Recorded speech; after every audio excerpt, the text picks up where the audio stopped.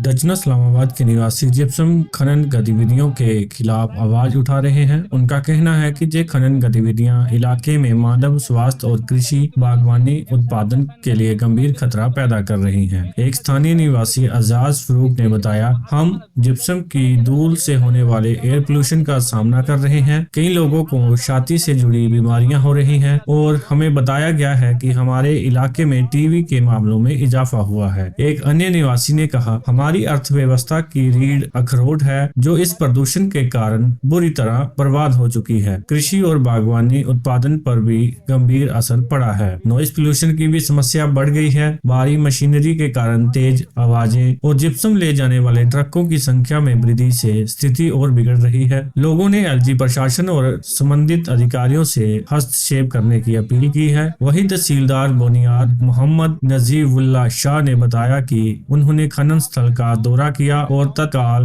गतिविधियों को रोकने का आदेश दिया है। और ये कोई अंधा भी देखेगा कि भाई अगर माइन कहीं दूर है, हम कहते हैं अल्लाह बिस्मिल्लाह आप करो। गांव से दूर है, हमें कोई वो परेशानी नहीं। बिल्कुल बिल्कुल सर। रोजगार भी किसी को मिलता है, किसी का भला भी होता है, सरकारी काम भी चलते हैं, हमें कोई उसके साथ नहीं है। लेकिन बीच गांव के मुझे समझ नहीं आती है कि ये एनओसी कैसे दी गई है। अगर ये पहाड़ी सामने है, ये 60 मीटर भी दूरी पे नहीं है, यहाँ पे जो माइनिंग दिखाई गई है, और ये पूरा गांव यहाँ पे मौजूद है, ये पूरे गांव के मकान है, यहाँ प्राइमरी स्कूल है, यहाँ हेल्थ सेंटर है, तो इसको माइनिंग प्लान में कैसे लाया गया है।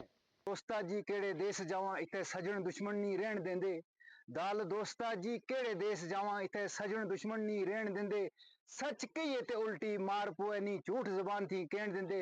ये जो आप आवाम देख रहे हो, ये बेहाल बेबस आवाम आपके सामने जो खड़ी है, ये अपनी आवाज आपके मीडिया के चैनल के वसालत से हम आला हुकाम तक ये आवाज पहुंचाना चाहते हैं। मैं इस वक्त मौजूदा जो मेरी लोकेशन है, ये वार्ड नंबर 4 नजार माला प्लस गुजरपति जो वार्ड नंबर 3 है। हमारे मेरे ठीक 50 मीटर के ऊपर इन्होंने जिप्सन माइन का काम शुरू कर दिया। और बस्ती यहाँ पर 100 मीटर पे हमारी मस्जिद शरीफ है। 50 मीटर के ऊपर हम जिस नाले पे हम खड़े हैं, ये हजारों कुनाल जमीन जो मेरे इस्लामाबाद दक्षिणा ए और बी को पानी जाता है, वो इसी से जाता है। लोग इस पानी को पीने का यूज करते हैं। और खासकर मेरे यहाँ पर बाएं साइड में गुजर बस्ती रहती है, जिनका मतलब रोजी रोजी का बायसा ये मक्की है। कल जब ये पोल्यूशन के साथ ये मक्की इनकी दर्द बोस हो जाएगी, नहीं बनेगी, ये गरीब कहाँ जाएंगे? हमारा माल मवेशी जो इस घास चराई में चरता है वो कहाँ जाएगा? और खासकर अगर इस चूने वाले को इतनी ज्यादा शौक है, नजार वाला प्लस गुजर बस्ती को यहाँ से दूसरी जगह मुंतकिल करे, वो यहाँ से चूना ले सकता है। मेरा नाम अली मोहम्मद नाइक है। मैंने ऑलरेडी एलजी साहब को ग्रीवेंस करी थी इस माइनिंग के बारे में। तो वहां से मुझे रिप्लाई आया कि इस माइनिंग के लिए ना इनके पास माइनिंग प्लान है, ना इनके पास सीटीओ है। अगर ये माइनिंग प्लान नहीं है, सीटीओ नहीं है, तो फिर ये माइन कैसे चल रही है, कैसे फंक्शनल है? सर मैं डीसी साहब के पास भी गया, मैं पोल्यूशन कंट्रोल बोर्ड भी गया सर, मैं क्या कहते हैं माइनिंग ऑफिसर के पास भी गया सर। लेकिन उन्होंने उनको टच से मस नहीं हुआ। उन्होंने सीधा ही कहा ये जी क्या कहते हैं लीगली चल रही है। अगर वहां से मुझे ग्रीवेंस दे रहे हैं कि अब ये इनके पास ये प्लान है ही नहीं, ना सीटीओ है ना प्लान है, तो यहाँ से ये कैसे चल रही है? इस माइन की वजह से हम लोगों को बड़ा नुकसान हो रहा है। हम बच्चों हमारा फ्यूचर बर्बाद हो रहा है। आने वाली नस्लें हमारी तबाह हो जाएंगी इस माइन की वजह से। हम आपके जरिए आपके माध्यम से ये आवाज आला हुकाम तक पहुंचाना चाहते हैं कि खुदारा हमें इस तूफान से, इस पोल्यूशन से, इस क्या कहते हैं माइन से बचाएं।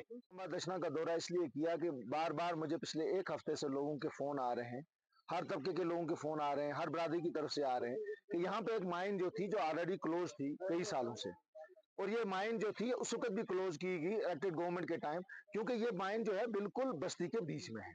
यहाँ पे अगर आप देखेंगे, अगर आप नजर मारेंगे, तो ये सामने ये माइन है, और इस माइन के साथ में ही जो है स्कूल भी है, इस माइन के साथ मस्जिद भी है, इस माइन के साथ पूरा मोहल्ला है।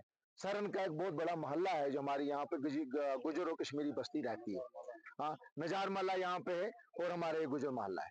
तो आप देखिए इस रोड की हालत, अगर आप देखेंगे इस्लामाबाद दक्षिणा की रोड की, पहले भी ये रोड की हालत जो है पीएमजीएसवाई में थी, इसकी हालत इसी वजह से, इस माइनिंग की वजह से हो गई, क्योंकि यहाँ डंपर चलते हैं तो रोड तबाह हो गई। और अगर आप यहाँ से इस्लामाबाद दक्षिणा की तरफ आएंगे, तो आप देखेंगे कि इतना गर्दा उठता है कि एक इंसान कम से कम 1-1 किलो जो है वो गर्दा वो डेली का वो खा लेता है। तो उनकी सेहत का क्या हाल होगा, नौजवान बच्चों का क्या हाल होगा जो यहाँ पे हाई स्कूल और हाई सेकेंडरी में पढ़ने के लिए जाते हैं। उसके बाद on top of that government ने हर एक माइनिंग प्लान होता है, उस माइनिंग प्लान के तहत उसमें आपको एनओसी लेनी पड़ती है वाइल्ड लाइफ से। वाइल्ड लाइफ यहाँ से 1 किलोमीटर की दूरी पर है। बाकी माइंस को क्लोज डाउन कर दिया गया है कि भाई ये वाइल्ड लाइफ के नजदीक है। मुझे समझ नहीं आती कि इस माइन को कैसे रीओपन कर सकते हैं। दूसरा, पोल्यूशन के हिसाब से आप देखेंगे यहाँ पे इरिगेशन की कूल है, यहाँ JJM के साथ जल जीवन मिशन के तहत यहाँ पे नई स्कीम का काम चल रहा है, वो पानी भी इसी माइन के नीचे से है। तो आप ये देखिए कि इसी नाले का पानी पूरा गांव पीता है। और अगर यही नाले का पानी इस वक्त आप देखेंगे मामूली काम करने से एक मेला हो चुका है, तो आप लोगों को जल जीवन मिशन के तहत साफ पानी दे रहे हैं कि जहरीला पानी दे रहे हैं। यहाँ पे ऑलरेडी लोग गर्द गुबार की वजह से ट्यूबरकुलोसिस के शिकार हो चुके हैं, 50 से ज्यादा केसेस हैं। और आज हम ये कह रहे हैं कि हमने ट्यूबरकुलोसिस को इरेडिकेट कर दिया है इस दुनिया से। तो आप क्या नए ट्यूबरकुलोसिस पेशेंट यहाँ पे पैदा करना चाहते हैं? तो मैं आपके माध्यम से गवर्नर इंतजामिया से, चीफ सेक्रेटरी साहब से, सेक्रेटरी माइनिंग से और प्रिंसिपल सेक्रेटरी फॉरेस्ट इकोलॉजिकल और एनवायरनमेंट से गुजारिश करता हूं, और DM साहब से और DMO साहब से कि वो एक टीम यहाँ भेजें। पहले वो ऑर्डर दिखाएं कि एक माइन जो क्लोज हुई इन्हीं रीजंस की वजह से कि ये बिल्कुल बस्ती के नजदीक है, ये माइन यहाँ पे नहीं चल सकती है। तो आज इस माइन को अचानक कैसे रीओपन किया गया, किन ऑर्डर्स के साथ किया गया, और वो कौन सी कमेटी यहाँ पे टीम्स आई डिफरेंट डिपार्टमेंट्स की जिनने इसको NOC दी गई है। वो जो भी ये लड़के यहाँ के जो लड़के जाते हैं उनके बोलते हैं भाई हमें दिखाइए कि ऑर्डर कहाँ है, ऑर्डर कहीं नहीं है। तो इसको एक दबाव के तहत यहाँ पे किया जा रहा है, ये दबाव हम मानने वाले नहीं है। और इसके लिए अगर मुझे हाई कोर्ट का दरवाजा भी खटखटाना पड़ेगा लोगों के लिए, ये PIL भी